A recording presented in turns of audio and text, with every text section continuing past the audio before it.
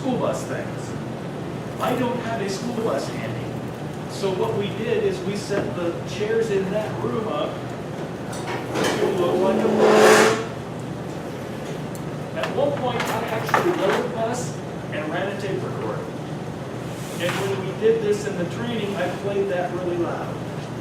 The more you can simulate that environment, the better.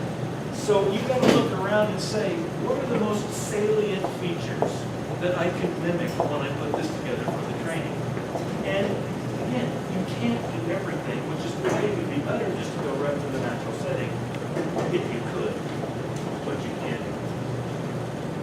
Target skills that are likely to be reinforced naturally. So again, I'm going to ask, what do your kids that are really successful do? And I'm going to say, wonder why they keep doing that. What's in it for them?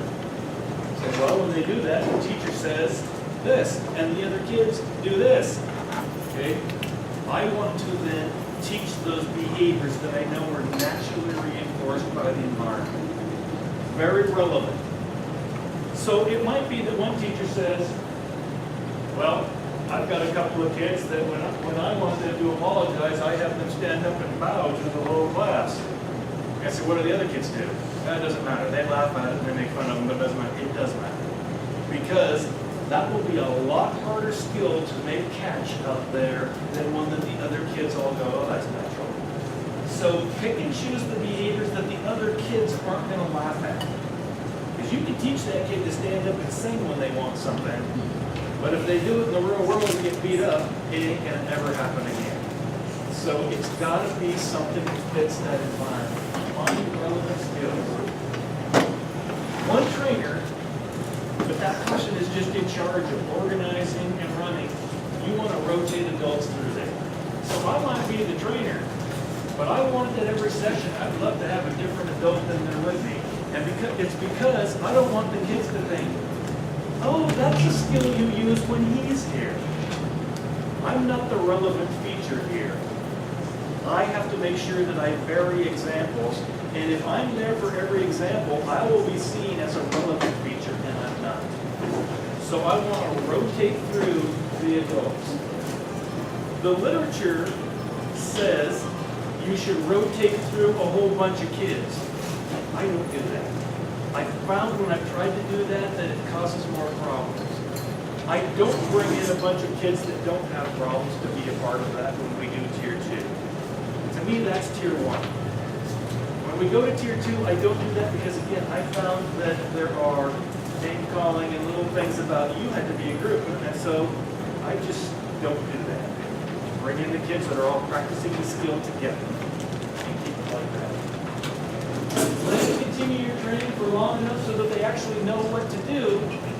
We'll make it a lot better chance that they'll actually do it when they go somewhere else. Strategies to use while you're training. So all of these are things you do during instruction that make it more likely they'll do it another time in another place with somebody else. So if you were with me this week, you know I talked about real world examples.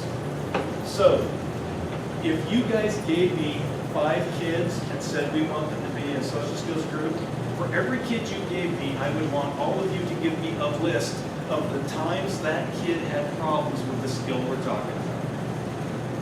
We're dealing right now with someone calls me a name, I punch him in the head. Okay? I would like for every kid you gave me a list of all the times something like that happened, a description. Those are going to be the examples we use. I don't get them out of a book. I don't make them up. They're real. And if teacher can't say, I can't think of any, then I would say, then why is that kid coming to group? You can't think of any time they've had a problem with people, then why are they coming to learn how to deal with people? Every example we use will be real. I keep a little cheat sheet. And when I talk to a student and I say, let me think about a situation. Let's see, and I know what your situations are. Let's say this happened. And I'm thinking every time I say that, the kid I'm talking to is going, oh, that really happened to me once. I know that because I got that from your teacher. So I want to use those real examples. Use naturally occurring examples, and the purpose or the idea here is something called function. Familiar with functional behavior assessment? It's that same idea. Why is this kid doing that? He's doing it because when he punches these kids, they go away and leave him alone. Then what you have to do is build in, here's a more appropriate way to get people to leave you alone. But if I'm punching you because that makes everybody look at me and I get a lot of attention, then I need to be teaching, here's a more appropriate way to get everybody's attention. So I have to know a little bit about the dynamics of what's going on in order to teach an outcome.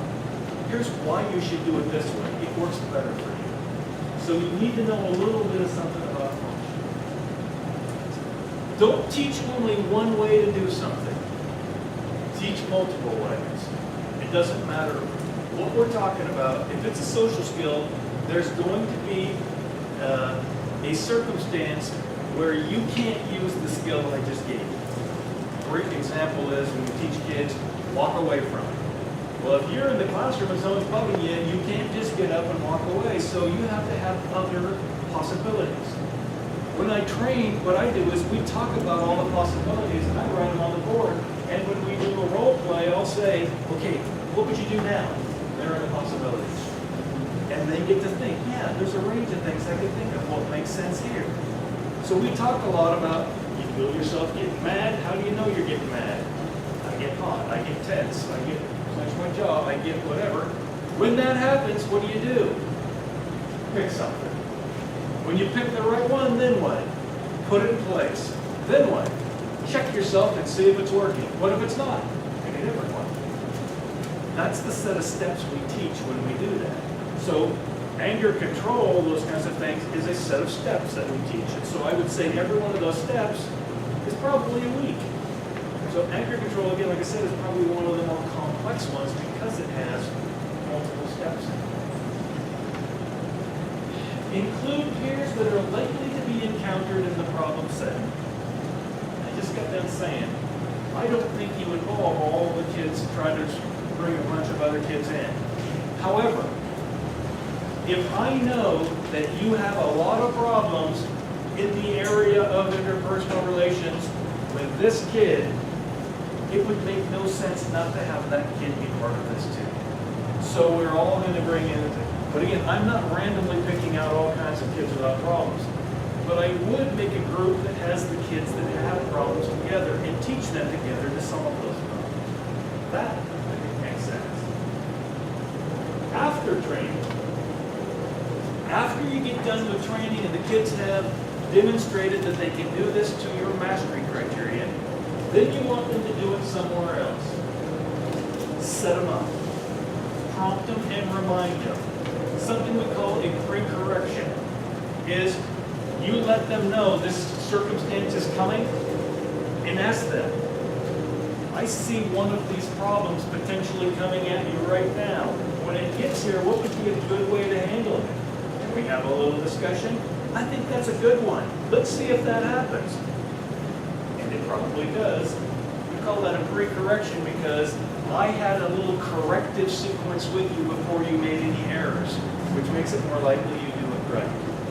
A lot of what we do afterward is simply setting them up, setting traps, finding ways to make them do it right so we can reinforce them naturally in those real environments. You've got to get all the other adults on board. And you've got to say, I go back to the teachers and say, today, here's what we talked about in group. Everybody did this skill. If you see any of your kids doing anything like that, stop and make a big deal about it. If you see them not doing it, stop and provide a correction. What did you guys talk about in group today? Wasn't it something like that? It won't work if you don't bring all those adults in to talk about the same thing. That's what makes the school-wide part work, is all of us being on the same page. So when we do this, this shouldn't be a real alien thing to go back to the other adults and talk about it, because it should fit right back into our school-wide PBIS. What does it mean to respect other people?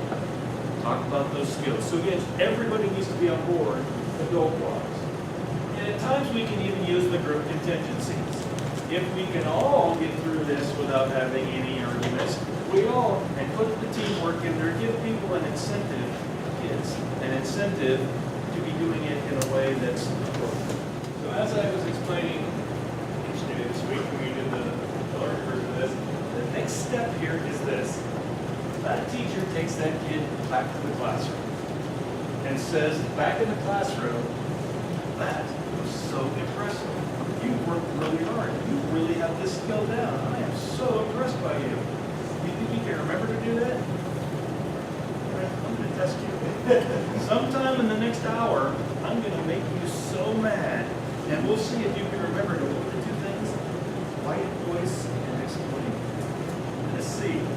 Now, here's what we've asked that teacher to do. Prompt him a zillion times. It looks like this. There's no way you're going to remember to keep a quiet voice and just explain, because I'm going to make you so mad, and you're not going to see it coming.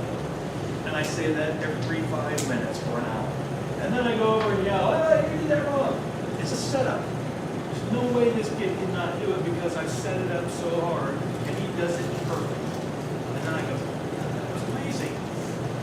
There's one trap I've set where I got to say you did that right in the real world. Now I start spreading it out. I'm going to get you again later this afternoon. And now instead of going by every 5 minutes, I go by every 20 minutes and say that. It's going to be another success. How fast can I fade this out? Depends on your kids. But all we're doing at any age level is figuring out, once we leave this group, how do I find a way to be able to say, good for you? It's got to be some sort of a trap. If I have kids that argue a lot, I will put them in a room together and we will sit between them if we have to, so that every 5 minutes we can go, oh, you guys are really getting along. And I think you guys are, you've got to find a way to make it happen right. You have to force or trick or trap them into doing it the right way so that you can give them that reinforcer. If they don't ever do it out there in the real world, they'll never get the reinforcer and it'll go away. You have to make it happen. That's critically important. Now, one thing a lot of people ask me when I do this particular skill is, well, what if they really did do it? And my answer to that is, that's not the skill you asked me to teach. That's called accepting responsibility. You asked me to teach them how to respond when you disagree. So there may be that we need to teach that too, and we'd have to sit down and say, what does it look like when someone accepts responsibility? I don't know exactly what that would look like. As a school, we have to have a conversation so we know exactly what to teach. And it probably varies school by school. Here's the generalization checklist. Have you identified replacement behaviors for that environment? So again, it's not, don't do that, it's here's what you should do. And if you do that, you'll get more of what you love. Use real role play examples from the natural environment, things the teachers gave us.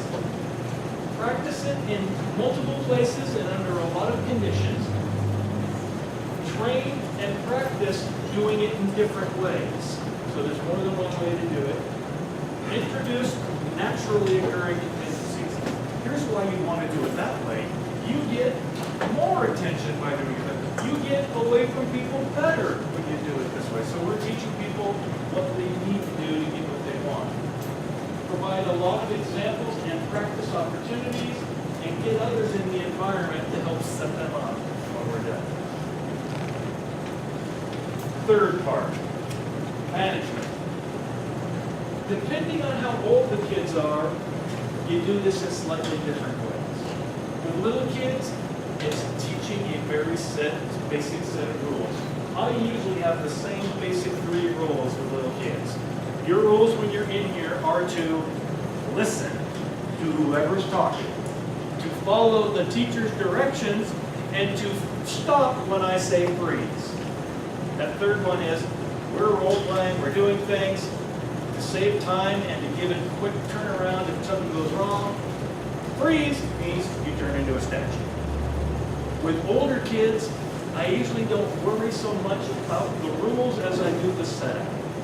Because I've been telling people, my trick with older kids that I've found foolproof so far is, I'm not asking you to come in here and model the happy skill for us of the day because I know you aren't going to do that.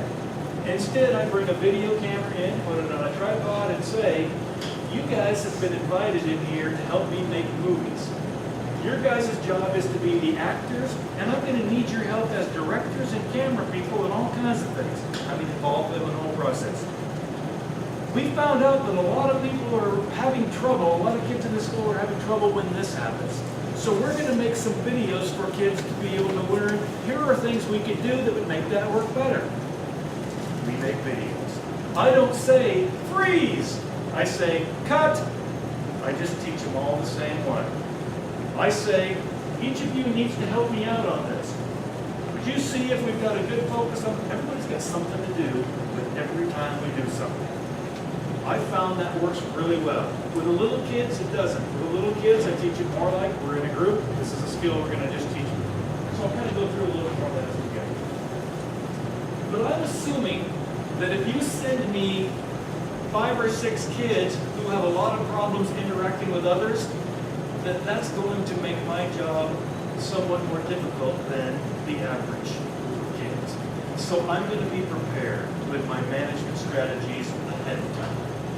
I'm going to focus on being active with what we're doing and following directions. Have a system in place. You can fade out of the system. It's way harder to start the group, realize you need a system, and try to put one in.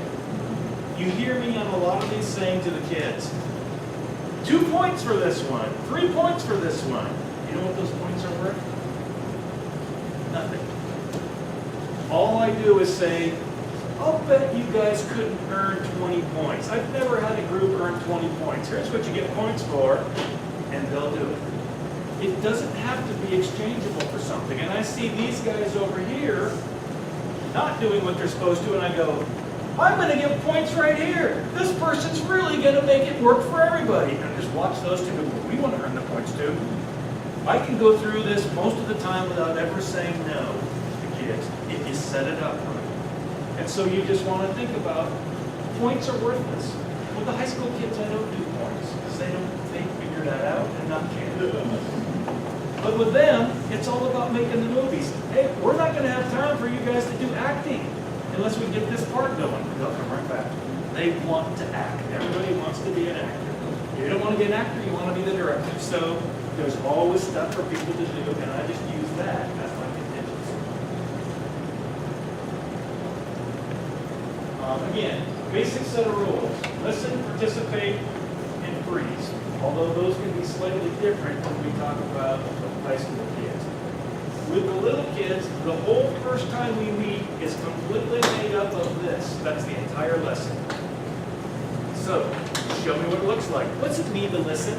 And I'll say, listening means you're looking at the person who's talking and you're not talking. 2 rules. Looking at the person who's talking and you're not talking. So tell me right now if I'm doing a good job of listening. Tell me what you had for breakfast this morning. Was I doing a good job of listening while she was doing that? But I wasn't talking, why wasn't it good? Oh, right, you gotta have 2 things. Let me try that one again. I model these rules just like I was teaching a social skill. That's what the first session is about. When we think about group management, use a lot of very specific verbal praise. Spend most of your time focusing on positive behavior. If kids are misbehaving, make big deal attention about the kids that are doing it right. I do this with the video thing too. Instead of saying, you guys are making too much noise, I'll say, you know, you guys are really being quiet, which really helps us be able to get this next part done so we can get the acting and watch those people turn. I can make a lot of people behave in the right way by focusing on the positive. There are times when I do that, and I finally have to come over and say, what would be a good way for you to make sure we can do the next, and I will ask a question to get that person with me. But I'll try not to have to do that if I don't have to. Again, I start with a point system with the littler kids, and then fade it out if I can. Most of the time, they get so into the group once we get going, they forget about the points. Those are really just to get us going from the very beginning. On our checklist, we've got teach and practice group rules during the first lesson. Develop a point system related to those rules. For little kids, the little kids, especially the older kids, you could probably be fine without them. Assign seating to minimize potential disruptions. Plan activities to keep kids engaged. You can't have downtime. You got to keep things moving. Plan to focus on positive behavior and redirect problems, provide frequent reminders, and create group competitions with the teacher, which is what you showed me doing the points. A lot of times it would be, I bet you can't get more than what my other groups have. And it's just this little competition, them against me or some unnamed group that never really existed. Finally, teaching. Now what we need to do is just get them in that group and teach them what we want them to do for that one social skill that we're teaching right now. Remember, we're just doing one thing at a time. So I'm going to model what the key skills are. I'm going to let them practice with lots of guidance. I'll need to walk them through and have them think aloud while we're trying it before we do it. With the older kids, rehearsals. Now, let's not run the camera on this right now. Let's get a rehearsal first. And we talk through it. It's guided practice is all it is. And then when I get the guided practice working really well, then we'll let them do it individually. Use your generalization strategies. Think about that range of examples that you can use. You want to use as many different, widely different examples as you possibly can so that they have a range of those in their head. What we want to do is think about what makes instruction work. So really this is what I've spent all week talking about, are these kind of three big things. One is make very clear to kids exactly what the skill is, why that's an important skill, and what the key features of it are. We know you're doing it when it looks like this. Then engage them. You model it and ask them questions. What'd you think? Was that right? How do you know? We get a lot of back and forth going. When you model, it's an opportunity for engagement. And a lot of times I think teachers model and model and model, but never ask the kids questions about it or engage them. And kids stop paying attention fairly quickly. So you want to keep that going back and forth while you're modeling. Then, lots and lots of feedback throughout for everything they do. Those are just the tenets of good instruction, whether you're teaching social skills or anything else. We want to make sure that they get a chance to see you do it, hear you talk about it, and get a chance to have a question and answer, feedback, interaction with you while we're doing that. A lot of times, modeling starts by me saying, watch me. As time goes by, the kids become the model. So when you do your role play, I get to say, did you notice what a great job that was? She did this and this and this. As the year goes by, you should be calling attention to those positive behaviors of kids all year long as your models. Wow, look at the way he's sitting. 2 feet on the floor, hands on his thing, perfect. It's a reinforcer for him, it's a model for everybody else. So once you get it in place, the modeling is your vicarious kind of reinforcement. So, teach this like anything else. Get advanced organizer. Here's what we're doing today. We're going to talk about this, I'm going to show you this, I'm going to get you guys to think about it, and then you're going to do something. Tell them what's coming, get it all set up ahead of time. Make sure that you're modeling, lots of engagement, lots of feedback. So we start off with why to use the skill, which is what I just did. After the why, okay, when do you do this? Do you use this in the classroom? Do you use it on the playground? Do you use it at home? Do you use it? And some things are, no, this is only for playground. And other things are everywhere. And it's real important that as part of what's the skill, you know when it is and is not appropriate. When can you not walk away? So if you can't walk away when the teacher's talking to you, what do you do then? When can you not? And so within that array of possibilities, there are some nuances that you have to talk about. So the last thing we do is one that I want every kid to do one of those on their own that they've never seen before with no intervention from me. And when they can do that, that would be my checkoff.